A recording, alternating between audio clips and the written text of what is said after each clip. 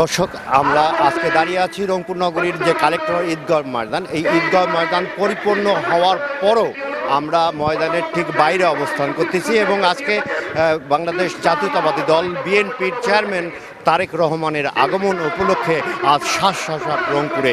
আর রংপুরে রংপুর বিভাগের 8 জেলার যে মানুষজন এসেছে সেই মানুষজনে পরিপূর্ণ জনসভাস্থল।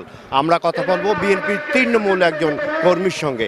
আসলে আপনারা কেন আসছেন এখানে? আমরা আসছি, আমরা 17 বছরতে ভোট দিতে পারি নাই।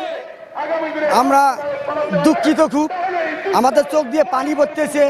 কারণ আমি তারেক জিয়াকে ভালোবাসি, তারপরে ম্যাডাম জিয়াকে ভালোবাসি। উনি মারা গেছে, আল্লাহ তার ভেস্তেবাসী হোক, তার জান্নাতবাসী হোক।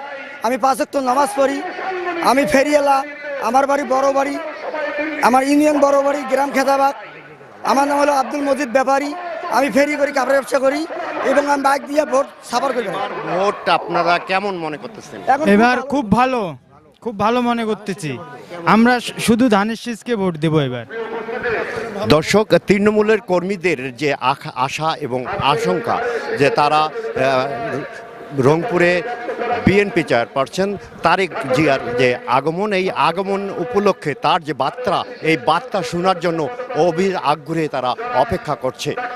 সব মিলিয়ে জনসভা এবং নির্বাচনী প্রচারণায় প্রস্তুত তৃণমূলের কর্মীরা।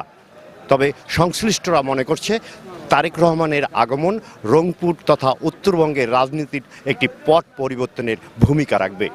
মাহফুজ আলম প্রিন্স, রংপুর ব্যুরো, আনন্দ টিভি।